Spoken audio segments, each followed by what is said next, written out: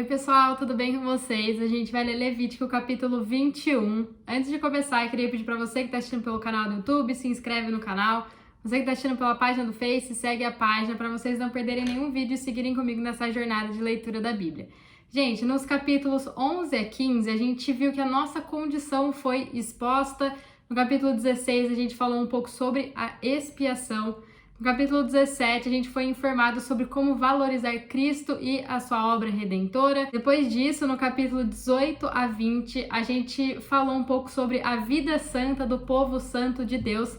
E tudo isso nos leva aqui para Levítico 21, onde o assunto do viver santo é exigido para o sacerdócio, né? Então, é fundamental a gente entender e perceber que o propósito de Deus era uma nação santa e não apenas uma única tribo sacerdotal. A palavra em hebraico traduzida como santa é kadosh e significa não apenas algo sagrado, mas também a ideia de separado. Então, o plano divino envolvia o fato de que todas as nações da terra seriam abençoadas e alcançadas através do povo de Israel. Mas, num determinado momento, a tribo de Levi foi separada para ser essa tribo sacerdotal ao invés de toda a nação, quando houve toda aquela situação ao pé do Monte Sinai, quando Moisés estava recebendo os 10 mandamentos e o povo estava construindo e adorando um bezerro de ouro. Então, quando Moisés ele desce, ele fala, né? Quem é do Senhor, venha a mim. E somente a tribo de Levi, né? Os integrantes dessa tribo se ajuntaram e foram até Moisés. Então, tudo isso aqui é falado pra gente lá em Êxodo capítulo 32. Então, foi nesse momento que Deus separou a tribo de Levi para o sacerdócio. Mas, na verdade, o que Deus queria era que todo o seu povo, e não apenas um grupo entre eles, fossem sacerdócios. Então, por isso que todo o povo deveria ser santo e não apenas os sacerdotes. E nesse capítulo aqui a gente vai estar abordando as leis acerca daqueles que serviam ao Senhor em nome do povo. E esse capítulo é dividido em duas partes. Do versículo 1 a 15 a gente vai estar falando um pouco sobre a vida santa necessária para o sacerdócio. E do 16 até o 24 trata do que nos desqualifica para possuir o sacerdócio. Lá, gente, em 1 Pedro, no capítulo 2, versículo 9, diz assim: porém, vocês são geração eleita, sacerdócio real, nação santa, povo exclusivo de Deus, para anunciar as grandezas daquele que os chamou das trevas para a sua maravilhosa luz. Então nós, a igreja, somos a nação santa, escolhidos para anunciar as grandezas do evangelho, levar luz onde há as trevas, e por isso nós devemos nos santificar e nos purificar. Muito mais do que as nossas palavras, o que mais evangeliza as pessoas é o nosso modo de viver, nossas atitudes, porque podemos estar falando sobre todas as maravilhas de Cristo, mas se a gente não está vivendo isso, se as nossas atitudes não batem com aquilo que a gente fala, a gente vai começar a nos contradizer. Então as pessoas devem ver em nós a alegria de ser cristão, né? A alegria de largar o mundo para viver Cristo. Todos eles devem ver que a gente é diferente do mundo e que a gente é diferente das pessoas do mundo. Amém? Então vamos começar a leitura do capítulo aqui. Disse o Senhor a Moisés: fala aos sacerdotes, filhos de Arão, e dize-lhes: o sacerdote não se contaminará com o cadáver de um morto no meio do seu povo, exceto com o parente mais chegado a ele, como sua mãe ou seu pai, seu filho ou sua filha, seu irmão ou sua irmã virgem, chegada a ele, que ainda não teve marido. Por ser principal no meio do seu povo, não se contaminará, pois se profanaria. Então, os sacerdotes eles não tinham permissão para se contaminar ou se profanar por uma pessoa morta entre o seu povo, exceto com seus próprios parentes.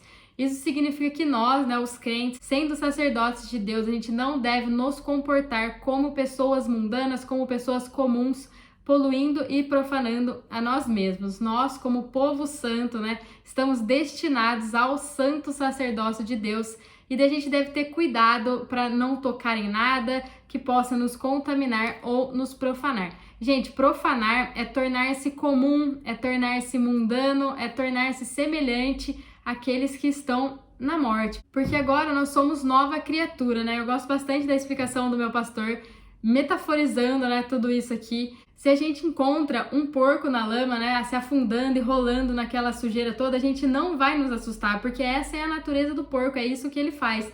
Agora, se a gente vê uma ovelha na lama, né, se sujando, a gente vai perceber que alguma coisa dali não está certo. é porque essa não é a natureza dela. E a mesma coisa acontece com a gente, né? Antes a gente tinha uma natureza, mas em Cristo nós nos tornamos uma nova criatura. Antes era normal a gente estar vivendo no pecado, né, com as atitudes mundanas, porque essa era a nossa natureza, mas agora a gente é ovelha. Nós não somos mais o que a gente era.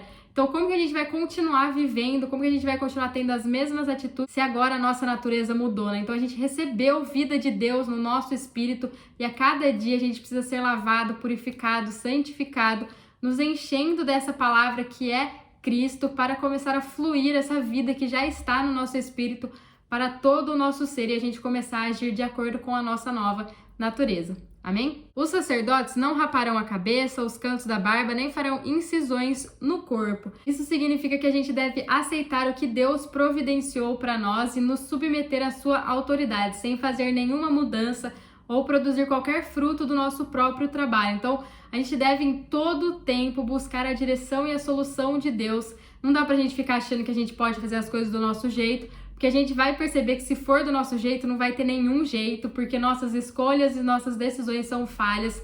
Mas a palavra de Deus nos diz que os pensamentos e os caminhos de Deus são muito maiores que os nossos. Então, contudo, a única decisão, né, que eu quero para minha vida, e eu espero que vocês também queiram para a vida de vocês, é estar debaixo da vontade de Deus. Amém? Gente, agora a gente vai ler o versículo 6 e o versículo 8. A gente vai pular o 7 e depois a gente vai voltar. Santos serão a seu Deus e não profanarão o nome do seu Deus, porque ofereceram as ofertas queimadas do Senhor, o pão do seu Deus, santos serão. Versículo 8. Tu os considerarás santos, porque oferecem o pão do seu Deus. Serão santos para ti, porque eu, o Senhor que vos santifica, sou santo. Isso significa que aqueles que ministram Cristo a Deus devem se separar a fim de serem santos para Deus, assim como Deus é santo. Então Deus se alimenta, Ele se satisfaz de Cristo. E quando não mais vivemos nós, mas Cristo vive em nós, Deus se satisfaz. Então Cristo é aquele que nos enche, que nos transforma, nos purifica, nos santifica, nos completa por inteiro, mas Ele também é aquele que atende às necessidades de Deus Pai. Amém? Então Cristo precisa estar em nós e nós precisamos estar nele, porque somente assim, quando a gente diminui e ele cresce em nós, nós nos tornamos santos, porque já não somos mais nós vivendo, mas é Cristo vivendo em nós. Agora, gente, versículo 7 e versículo 9. Não tomarão mulher prostituta ou desonrada, nem tomarão mulher repudiada de seu marido, pois o sacerdote é santo para Deus. Se a filha de um sacerdote se desonrar prostituindo-se, desonrará seu pai, com fogo será queimada. Então, esses dois versículos que a gente acabou de ler, eles dizem que os sacerdotes deviam ser puros quanto ao casamento.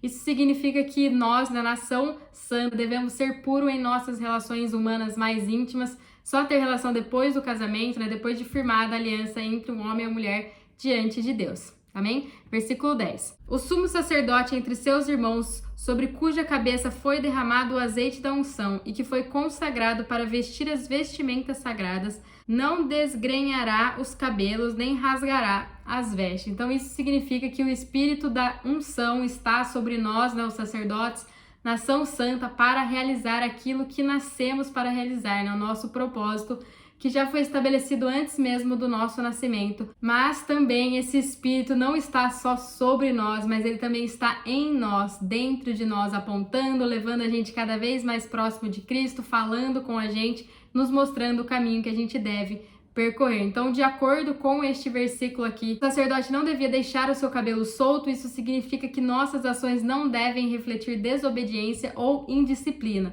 Nossas atitudes, nossos comportamentos devem ser a expressão de Cristo. A gente não pode agir de acordo com nós mesmos, mas sim a cada dia mais buscar expressar Ele. Gente, tudo isso não é fácil, porque a gente vai ter que lutar contra as nossas vontades, contra os nossos desejos, contra nós mesmos, né? Sair da nossa zona de conforto. Mas tudo isso vale a pena, porque é muito mais do que expressar a nós mesmos, seres humanos caídos. Nosso anseio deve ser expressar a glória daquele que tudo venceu, que já mora no nosso espírito, que só está esperando a gente sair de nós mesmos para nos invadir, que a gente realmente desapareça, que ele cresça em nós cada vez mais. Amém? Não se chegará a cadáver algum, não se contaminará por causa de seu pai ou de sua mãe. Não sairá do santuário, a fim de que não profane o santuário do seu Deus, pois a coroa do azeite da unção do seu Deus está sobre ele. Eu sou o Senhor. Então, gente, aqueles que foram separados e escolhidos por Deus, né, que tem o azeite da unção sobre sua cabeça, não devem ser contaminados com atitudes e comportamentos que não agradam a Deus, né? Nem mesmo se forem sua própria família, né, que está falando para você fazer alguma coisa que você sabe que vai desagradar ele, né? A gente deve sim respeitar e honrar a nossa família, mas se a gente perceber que está nos desviando, né, do caminho de Deus, a gente perceber que a gente está colocando eles no lugar que deveria ser de Deus, e a gente deve começar a rever o nosso comportamento. Mas isso não é algo fácil, né, humanamente falando, porque muitas vezes a gente vai ouvir os conselhos dos nossos pais, né, a gente vai querer agir de acordo com aquilo que eles estão falando para nós, mas a gente precisa realmente ver se isso condiz com a vontade daquele que é mais importante em nossas vidas. Por mais difícil que tudo pareça, a gente tem uma vida em nós que nos ajuda e nos guia para levarmos uma vida santa. Amém? Ele tomará uma mulher na sua virgindade, viúva ou repudiada, ou desonrada ou prostituta, essas não tomará, mas virgem do seu povo tomará por mulher. Pois assim não profanará a sua descendência entre o seu povo. Eu sou o Senhor que o santifico. Então fala da pureza, né, no casamento, inclusive em relação à descendência do sumo sacerdote. Isso significa que aqueles que servem a Deus, né, como sumo sacerdote, e tem as maiores responsabilidades no serviço a Deus, devem ser puros em suas relações humanas mais íntimas e também no que diz respeito aos descendentes. Então, tudo isso aqui que a gente falou até agora, né, são padrões para viver uma vida consistente no sacerdócio. E de acordo com o Novo Testamento, nós todos, a igreja, somos, né, o sacerdócio, essa nação santa. Então, nós não devemos levar apenas a vida que é própria de um povo santo, mas também a gente deve levar uma vida apropriada como santos sacerdotes. Então, a gente deve ser pessoas totalmente separadas para Deus, santificadas e santas para Ele. E como que isso acontece, né? Quando a gente nos enche da palavra que é Cristo, quando nós nos enchemos tanto que não tem nem espaço para nós mesmos, então começa a fluir a vida de Deus que já está pronta no nosso espírito para todo o nosso ser. Amém? Gente, agora a gente vai começar a falar sobre o versículo 16 e o versículo 24. Então, esses versículos aqui, eles vão tratar, né, daquilo que nos desqualifica para exercer esse sacerdócio, né, o que nos faz parar de atender aos requisitos necessários para ser sacerdotes de Deus. Disse o Senhor a Moisés: Dize a Arão, nenhum dos teus descendentes nas suas gerações, em quem houver algum defeito, se chegará para oferecer o pão do seu Deus. Nenhum homem, caso tenha algum defeito físico, se chegará. Nenhum homem que seja cego, coxo, desfigurado ou deformado. Nenhum homem que tenha o pé ou a mão quebrada, ou for corcunda ou anão, ou que tenha qualquer defeito dos olhos ou sarna, ou impingens ou testículos esmagados. Nenhum dos descendentes de Arão, o sacerdote, em quem houver algum defeito, se chegará para oferecer as ofertas queimadas do Senhor. Ele tem defeito, por isso não se chegará para oferecer o pão do seu Deus. Então, gente, o sacerdote que tinha defeito, ele não tinha permissão para se aproximar para apresentar o alimento a Deus, né? Isso significa que nenhum de nós que mostra qualquer deficiência em Cristo será capaz de prepará-lo para oferecê-lo a Deus como alimento. Então aqui a gente vai ver alguns defeitos que desqualificam uma pessoa a exercer o sacerdócio. O primeiro que nos é mostrado aqui é a cegueira. Então a cegueira desqualifica uma pessoa para o sacerdócio. Cegueira significa falta de visão por falta de Cristo, né? A luz que ilumina. Se a gente não tem muito Cristo, né? Essa luz que nos ilumina, nós não teremos uma visão suficiente. Então isso vai nos desqualificar. Então, como crentes do Novo Testamento, né, como sacerdotes de Deus, a gente precisa de visão, né, para ver as coisas espirituais, né? Então, para fazer isso, a gente deve experimentar Cristo como a nossa luz. E estando sobre a sua iluminação, a gente vai receber a visão necessária para ver o que os outros não conseguem ver. Agora, o segundo exemplo é o manco, o coxo. Significa falta de força para agir por ser desprovido de Cristo, né? Então, aquele que nos fortalece. Hoje, muitos crentes são aleijados, coxos, né, e, portanto, desqualificados para exercer o sacerdócio. A gente deve aprender a fazer tudo no Cristo que nos fortalece. Quando a gente age de acordo com o nosso entendimento, fazemos as coisas, né, de acordo com a nossa própria força, a gente vai ser mancos e imperfeitos, mas se a gente aprender a desfrutar o fortalecimento de Cristo, nós não seremos mais mancos. Desfigurado ou deformado, né? Significa falta de Cristo, aquele que é a capacidade de discernir em nosso serviço a Deus. Na esfera espiritual existem muitas coisas que não podem ser vistas ou tocadas, mas que podem ser percebidas, discernidas através de Cristo, através daquele que vive em nós. Mas se a gente tivermos falta dele, se tivermos mais de nós, né, do que dele, nós seremos desfigurados e não seremos capazes de discernir e de ouvir a voz dele e agir de acordo com a sua vontade. O quinto exemplo é um pé quebrado ou uma mão quebrada. Significa que alguma parte do nosso ser não está completa em Cristo. Então, em nossa vida espiritual, a gente deve ser completos, perfeitos, equilibrados. Então, se qualquer parte de nós for prejudicada, a gente vai ser desqualificado para servir a Deus. Então, às vezes a gente está expressando Cristo, às vezes a gente está expressando o mundo. Então, isso é ser incompletos em Cristo. A gente só deve expressar Ele.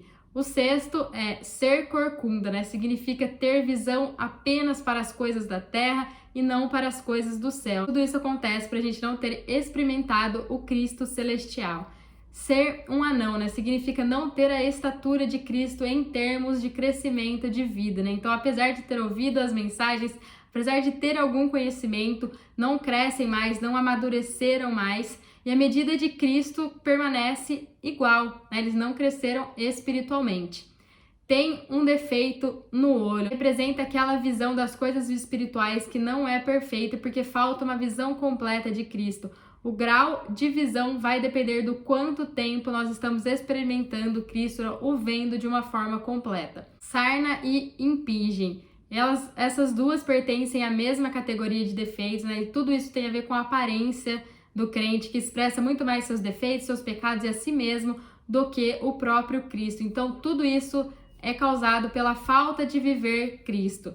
Vivem muito mais eles do que vivem Cristo, né? Porque como que Cristo vai encher uma pessoa que já tá cheia dela mesma, né? Não tem como. Testículos machucados, né? Significam que a função de se reproduzir espiritualmente está prejudicada por causa de uma séria falta da nossa experiência com Cristo, né? Então são aqueles que não produzem frutos, porque apesar de estarem em Cristo, Cristo não está neles e tem uma diferença muito grande e eles acabam não produzindo frutos. Poderá comer o pão do seu Deus, tanto do Santíssimo como do Santo, mas não se aproximará do véu nem do altar, porque tem defeito, para que não profane os meus santuários. Eu sou o Senhor que o santifico. Assim falou Moisés a Arão, aos seus filhos e a todos os israelitas. Então isso significa que embora os crentes defeituosos, né, que têm esse defeito, possam desfrutar de Cristo como esse alimento, eles não são adequados para servir a Deus, né? Pois eles podem profanar as coisas sagradas de Deus. Então, se nós sacerdotes tivermos algum defeito, isso nos desqualificará para exercer o serviço sacerdotal. No entanto, a gente vai continuar ainda podendo desfrutar de Cristo como nosso alimento.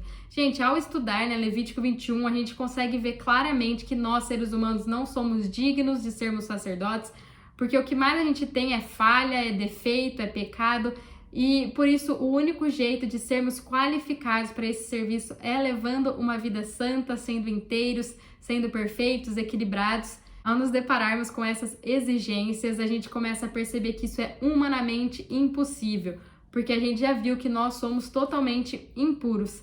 Mas há uma maneira disso tudo acontecer, uma maneira de sermos esse tipo de pessoa, e é através de Cristo, é estando nele e ele estando em nós. Só ele nos tornará completos, perfeitos, devidamente equilibrados, santos, purificados e nos qualificará para sermos sacerdotes.